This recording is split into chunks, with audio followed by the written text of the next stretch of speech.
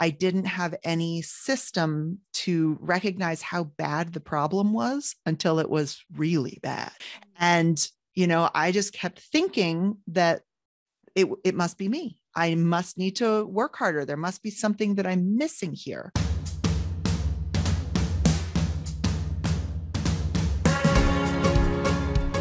Welcome, Ian. I'm so excited to have you as a guest on my podcast. How are you today? I'm doing well. Thank you. Excited to be here.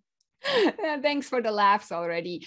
So tell us a little bit, Ian. So where in the world are you and who are you besides what you're doing, like in your private life, kind of? Oh, I'm still deciding that moment to moment. Good answer. So I currently live in Northern California.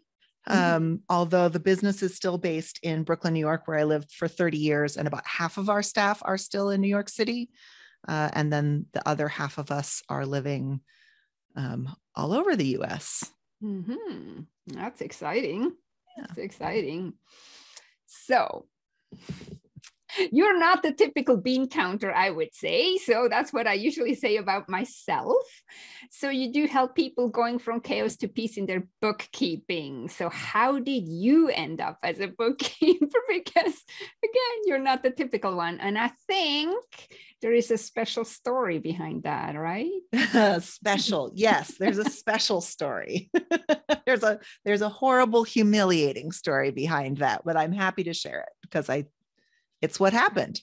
I did not grow up with any particular love of numbers or any particular special knowledge about money. I definitely was not born a bookkeeper. So when I graduated from college with a liberal arts degree, I didn't have a lot of marketable skills. And so I began to sort of do a little of this and a little of that and try to get by in life. And a lot of times what that meant was getting from one week to the next by putting groceries on my credit card or putting gas on my credit card or putting a utility bill on my credit card. And I was not overspending, but I was definitely under earning. And I didn't have any system to recognize how bad the problem was until it was really bad. And I just kept thinking that it must be me. I must need to work harder. There must be something that I'm missing here. And because that was really all of the direction I ever got, right? Work hard and you'll succeed, follow your passion and the money will come. Mm-hmm. And at this point in my life, I have to call BS on both of those because I was working very hard, but not at traditional jobs. I was bartending and working in theater and temping and trying to find a way to balance enjoying life with earning enough to live. And even as I saw that wasn't working and got a full-time job, my hourly rate was so low, very close to minimum wage, that it was impossible to live on that, even as I was living in a 4-bedroom apartment with 7 roommates. Anytime one of them would skip out on a bill or, if I changed jobs or if, I just had a slow night, I would find myself unable to make the bills that needed to be paid that week and put them more and more and more on my credit card until I was so far in debt that the only way out was bankruptcy. And that felt like a huge failure. It was devastating to come to that realization of, I've been on my own for years and I can't take care of myself. And I've tried everything I know and I can't make it work. And I felt stupid. I felt like a failure, all of the things. And I actually wasn't even ready to file for bankruptcy because I felt like, well, these are my expenses. This is a commitment that I made to the credit card company to pay. And it took my mom kind of intervening and being like, right, they're charging you 16% interest. Like you've already paid this debt a number of times to them. And now they're just squeezing you, that this is what bankruptcy is designed for. It's designed exactly for people like you who are working as hard as they can and not able to survive. So I took that option, but I made a deal with myself that I was never going to be back in that place again, and really began to apply my efforts towards learning how money worked. And at the same time, discovered that I really enjoyed bookkeeping and that I was really good at it. And so that became, what I started doing was freelancing and charging the rates that I needed to charge in order to live. And over the last couple of decades, that's grown into a business that keeps growing. We're now up to 15 employees. That's awesome. And congratulations. Yeah, thank you. And we help other businesses avoid the mistakes that I made. Yeah, I want to say two things. So I find that is one of the big downfalls of our school system, that we actually don't learn even the basics. And I'm not talking about learning bookkeeping at all. I'm not talking about that, but I'm talking about how to deal with our money. No, this is so fundamental. And if you're not learning it at home, because maybe your parents, they never learned it either, so they may not know unless they did what you just did and figured it out for themselves, and then they can pass it on. So it's like, why the heck don't we learn anything like that in school? It's so sad. It's tragic. And I think we used to, right? I mean, my sister, who's only 2 years older than me, when she was in middle school, she was able to take home ec and shop. And I think part of home economics was, how do you create a grocery budget? How do you cook some basic things for yourself? Like, how do you take care of yourself and where you live, whether that involves other people or not? And then shop was about, like, how do you fix the things that you have? And, so I went to home ec, but we didn't learn how to. There was no budget? On budget. I don't think so. I may do that wrong now, but I mainly remember having to cook weird stuff that we all didn't like eating afterwards. Right. So again, right concept, but bad execution. Yeah. And there, again, I think we've been so focused, not to turn this into a conversation about education, but I have a lot of very passionate feelings about that, because at one point I wanted to be a teacher, is how do we find the things that serve what we really need without giving up our intellectual curiosity? That's really what it should be about for me, is not just memorizing facts, which are sometimes helpful. Exactly. But learning critical thinking. I mean, right. These are the business skills too, learning critical thinking, learning intellectual curiosity, becoming well-informed without having to necessarily travel the world, but to have a love of learning and reading and experiencing new things and taking risks and knowing what's an appropriate risk versus a terrible risk. Those are all personal resilience skills and that are directly related to being in business. Yes, I agree. And the other thing I feel like, which in the education system leads to the problems people have with money, is that in school we learn we're not allowed to make mistakes. Like it's like making a mistake, putting up your hand and saying something wrong is like so bad. Like they're making you wrong. They're telling you, maybe not in words, but it's kind of, they're telling you you're stupid. And I had this for a while, and I'm actually a fairly smart person, but in school it was very difficult for me. So this is the other thing. And then that's exactly what happens, like you said, when you had to file bankruptcy. You feel it's your fault. You feel you failed. You don't, but you couldn't know because you didn't learn it. And even if you would have learned it, you probably learned it in an environment where mistakes were not allowed. And so this just, I don't want to make it about education either, but the core problem, why we have people now, and we're talking about this a little bit more, we have so many people now that struggle with money, or say, I'm not good with money, or fail in brackets with their money, is because the school system is not teaching us how to deal with it. And they're on top of it teaching us that if we make a mistake, if we say something wrong, this is bad. And so I could talk about that probably for 2 hours nonstop. Yeah. You don't want to hear it. And then if we want to throw in also the family dynamic too, that there's also this whole other thing about, what does success and failure look like in your family? And for a lot of people, failure looks like being financially successful. That's somehow betraying your culture, your community, your parents, your artistic values, whatever it is. And that's really intense too.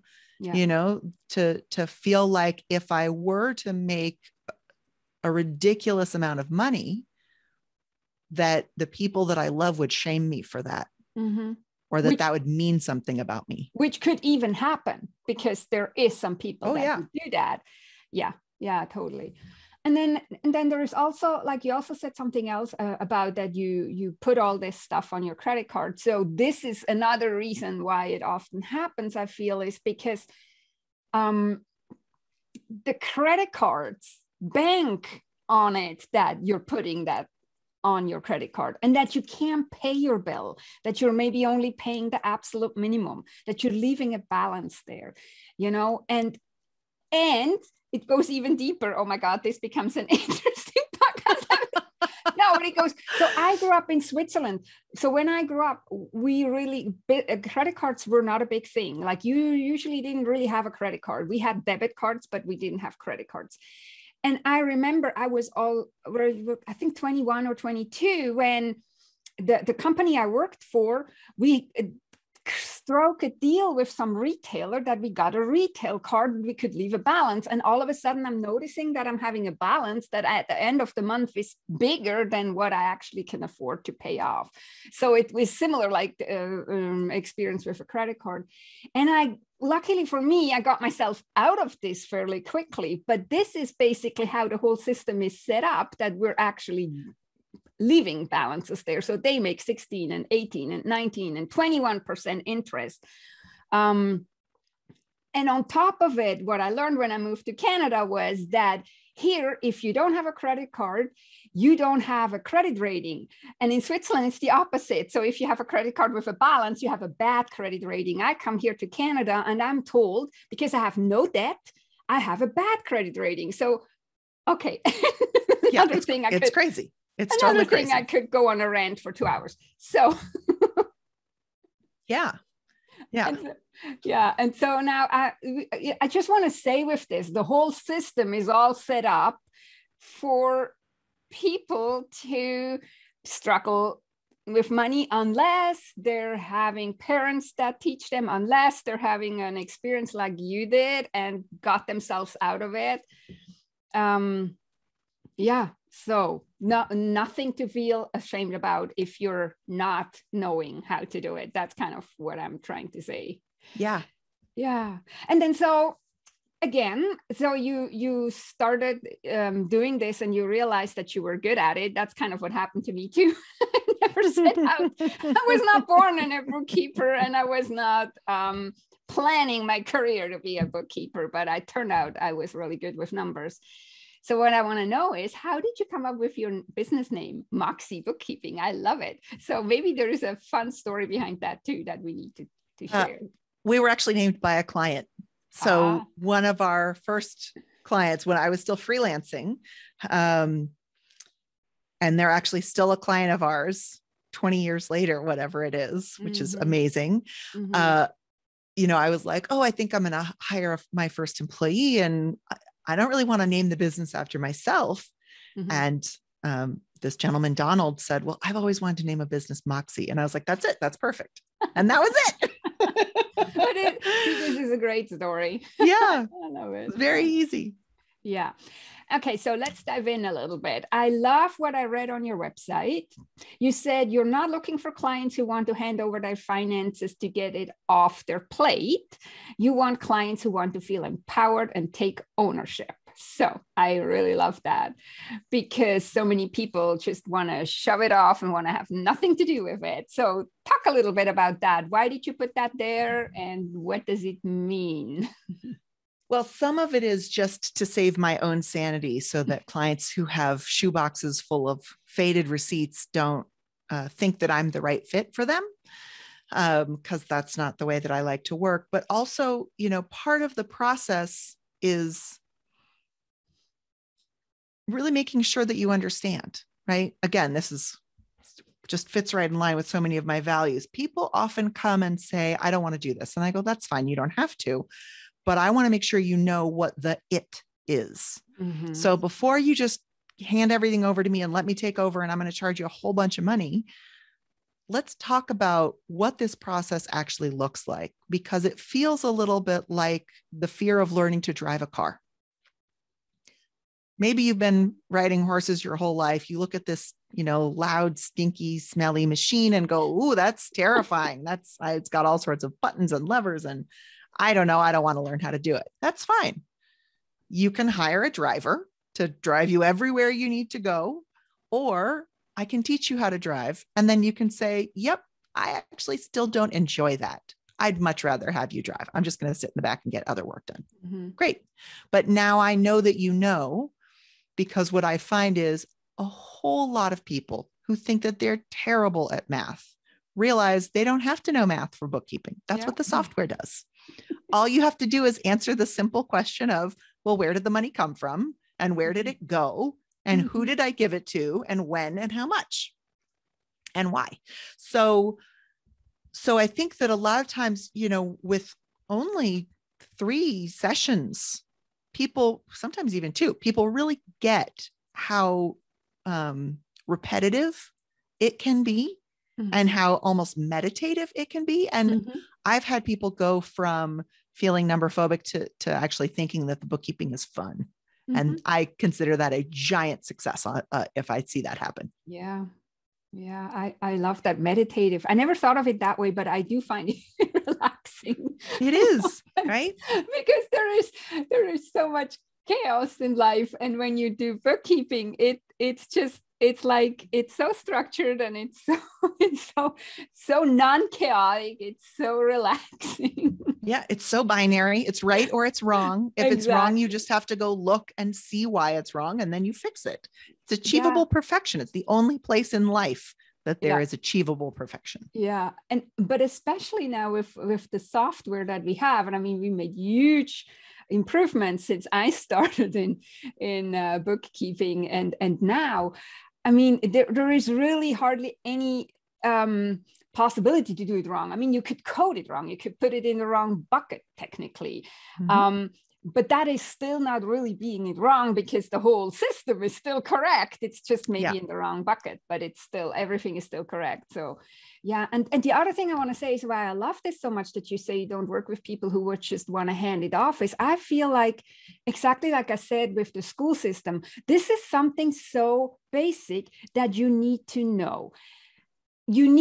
It will benefit you in your private life, but also if you're a business owner, this is a part that you need to know, because otherwise you may end up like somebody who gets betrayed by somebody because you just don't understand how it works, or people can steal money from you without you noticing, and all this. And I'm not saying bookkeepers do this necessarily, but it's like, it's one of these things that you need a basic understanding. And this is why I'm loving it so much. This is also why I wanted to bring it up. Yeah. And, unfortunately, sometimes it is the bookkeeper. Yeah. Yeah. The situations that I've gotten called in, it actually wasn't the bookkeeper. It was the studio manager or the office manager. But, there was a famous case not too long ago of a bookkeeping company in New York City where the CFO, who was also the founder of the company, embezzled $5 million from one of his clients. And it nearly destroyed the business. Obviously he was ousted and has actually gone to jail since then. We sure hope so. We sure hope so. But, but I've taken over for other companies when it was the studio manager who was stealing, and it's always who has access, right? It's not random strangers. So it's one of the reasons that I don't let clients give me signing privileges. Well, you're the bookkeeper, I want you to pay the bills. No. I will set up the bills to be paid, but you should maintain the keys to the car, right? Your driver shouldn't be able to drive off with your car. Yeah. Yeah. And it was, in every case, it was that they just didn't look at their reports or they didn't understand their reports. Mm-hmm. And what's so frustrating to me about that is so many freelance bookkeepers are not great at time management. And so a lot of times the calls that we get are people saying, well, my bookkeeper's a couple of months behind. Mm-hmm. I don't really know what's happening. And why that sort of gives me a stomach ache is it may really just be that person is a little disorganized with their time and is trying to get too much done.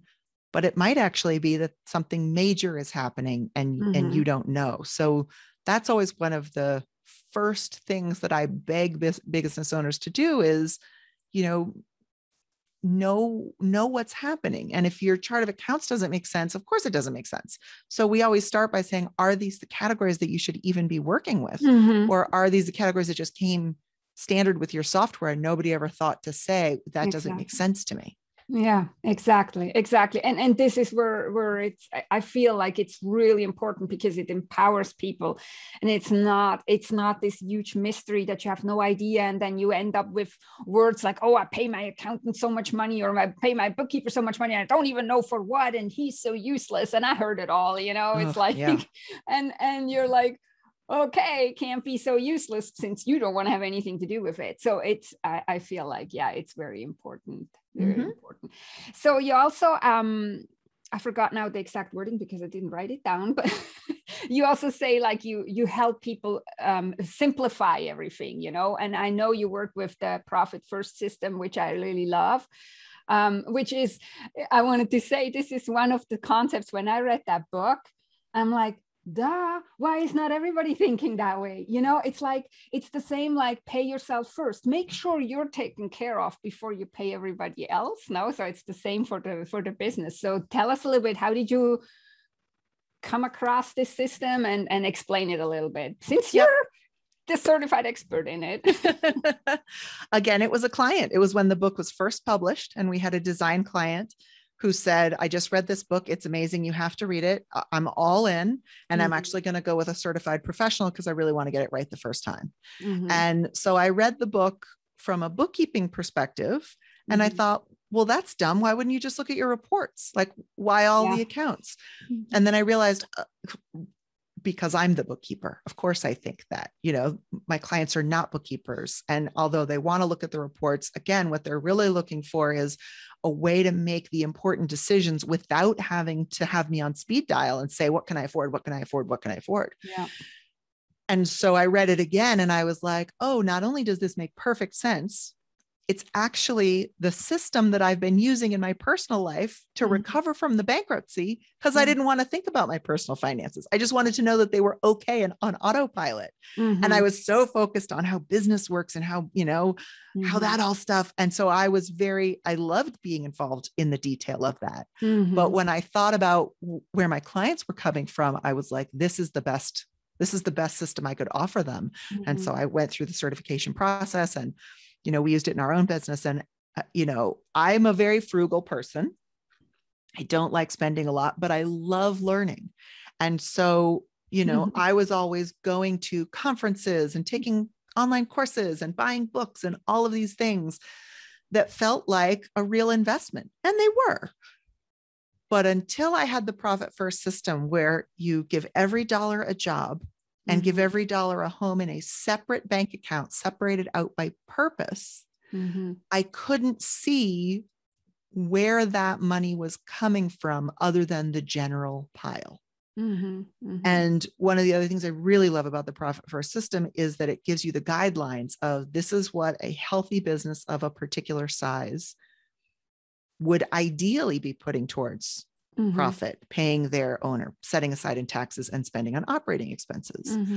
So when I applied that framework to my own business, what I realized was I was spending so much on education, I was cutting into my pay, because everything else I had handled, right? I knew that my operating expenses were solid, and I was setting aside money for taxes, and we had a good profit margin. But once I saw that, I was like, whoa, that's the decision.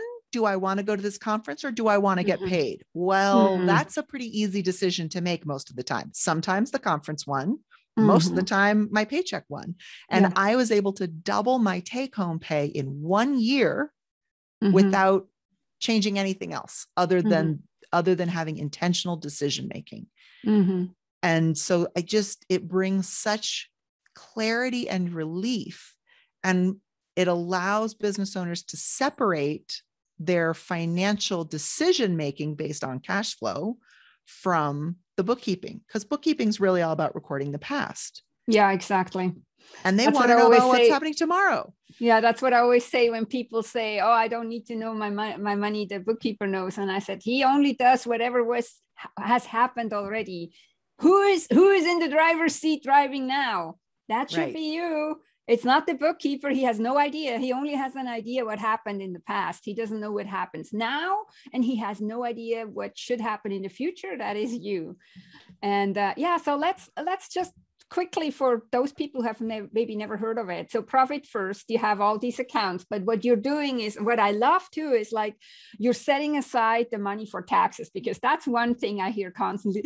Oh my God, I got the tax bill and I don't have the cash. Well, yes, you do if you work with Profit First, because you put so much percentage, and it depends a little bit where you live, how much the percentage has to be.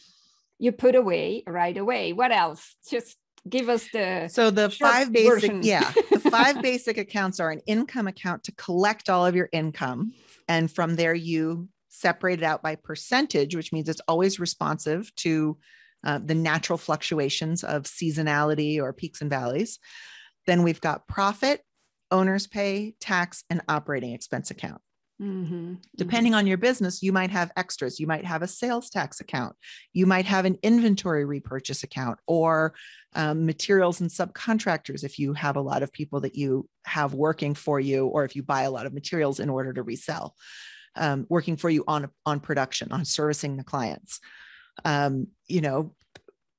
There's a saying around Profit First: when in doubt, open an account. So when a client comes to me and brings me I know I have these annual expenses, I pay for all of my software subscriptions annually so that I get that extra savings. I go, great, let's set up an annual software expense account, so that, again, we know that we can be putting in a little bit each month and see whether we're on track for the big chunks that are going to come out once a year.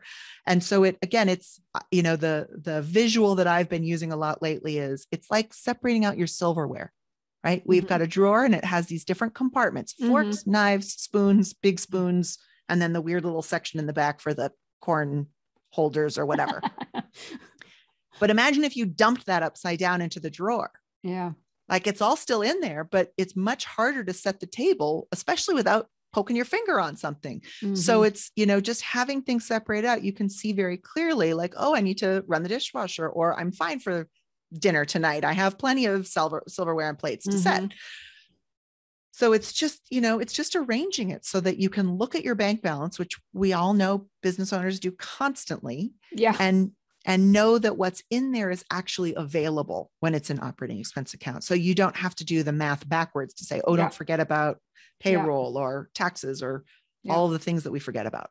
Yeah, that's what I love about too, because I always kind of joke when people come to me. They often do this bank account bookkeeping kind of thing. They just look at their balance. Oh yeah, I can afford the conference, and I'm like, are you sure? Are you like, you probably not.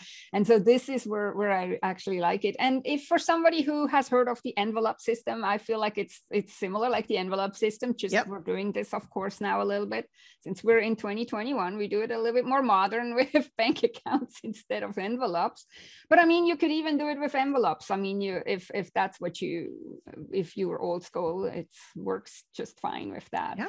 And I love that visual that you said with the silverware drawer. I love that one, especially as for my clients who I'm trying to help with declutter and get organized, that's a perfect thing. Yeah.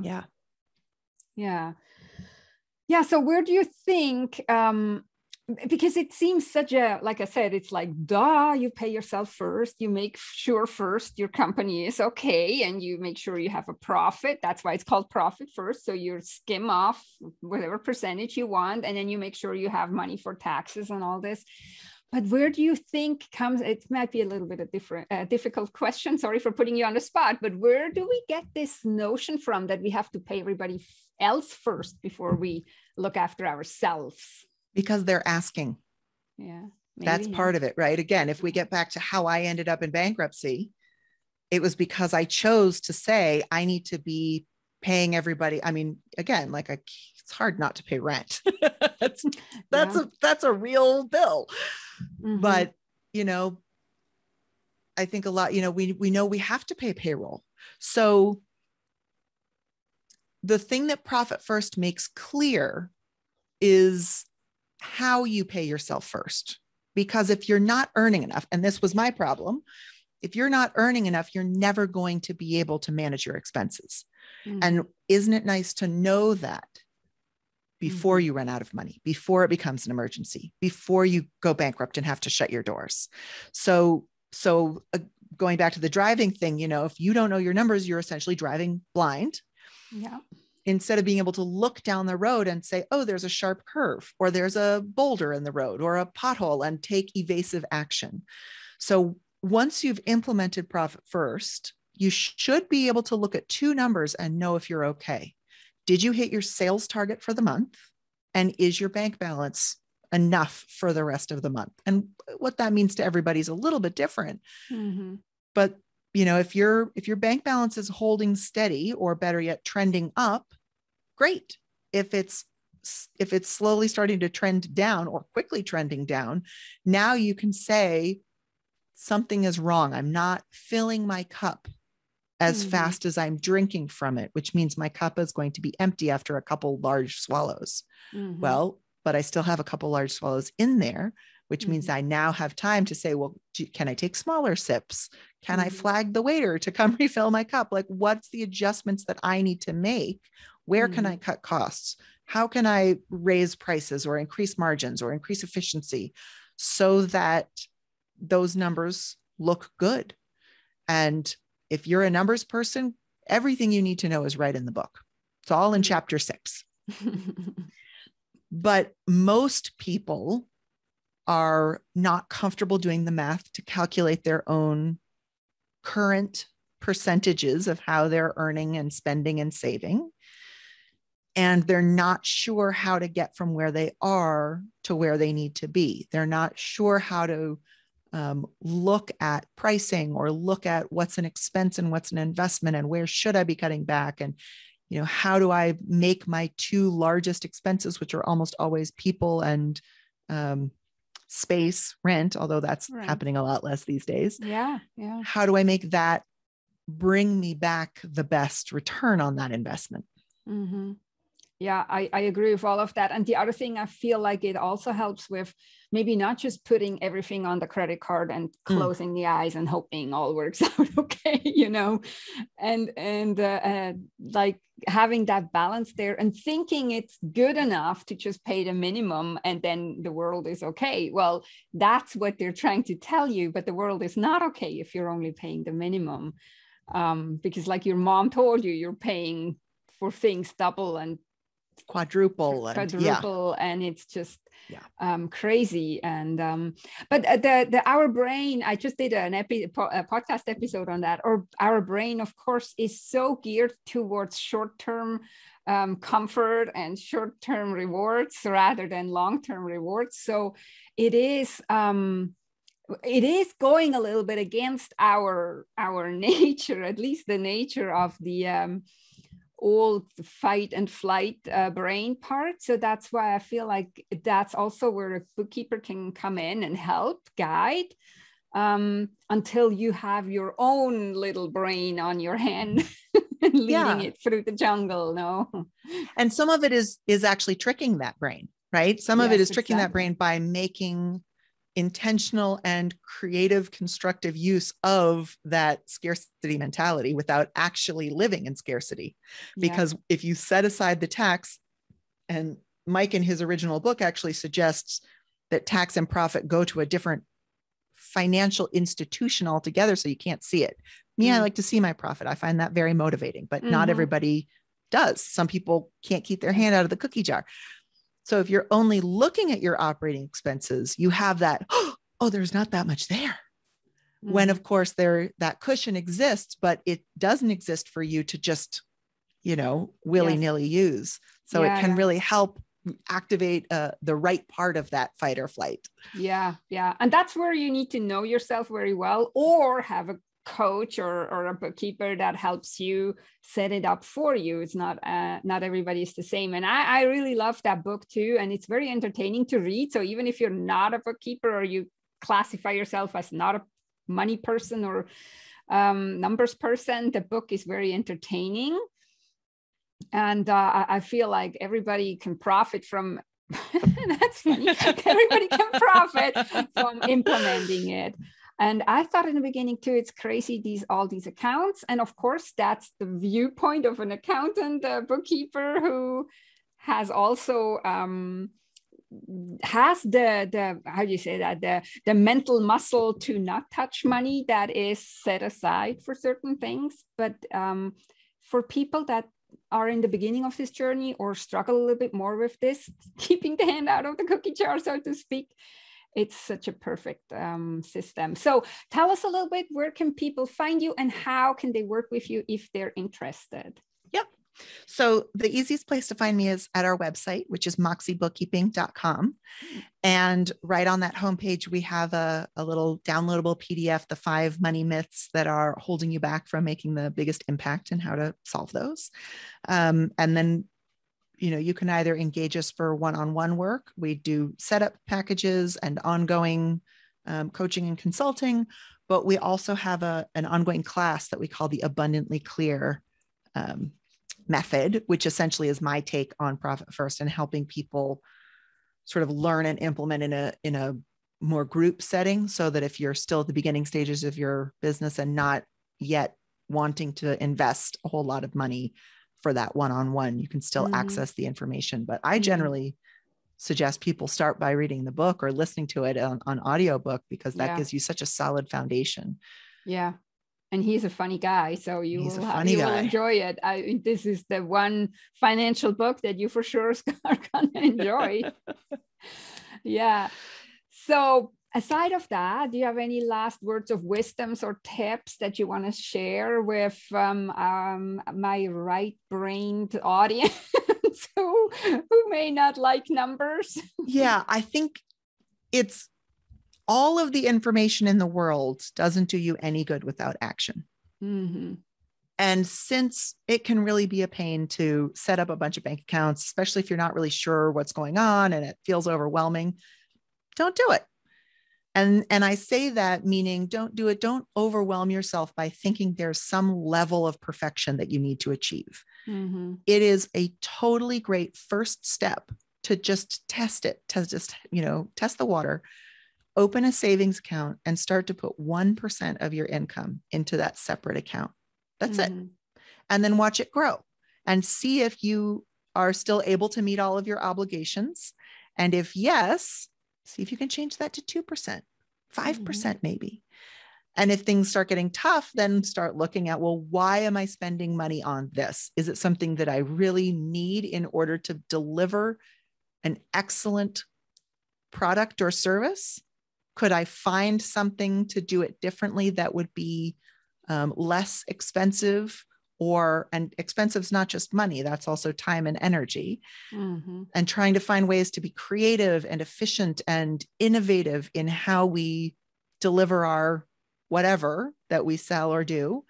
And again, just watch that little 1% grow and take a look at it after 3 months and see if that motivates you enough to want to learn more. Yeah, I love that tip. I usually, before I read Profit First, I usually just set aside some money in a separate account so that you have money when the tax bill is coming, because that was the biggest thing that I saw often. But I love the one where, like I said before, where we profit first and pay yourself first. I love that concept, because we're working hard for our business. We're working hard for our money. So we should be the ones that get paid first. So thanks so much, Ian. I really love that tip. I loved our conversation. I hope we succeeded in getting at least one person interested in taking control of their money. Thank you. Thank you.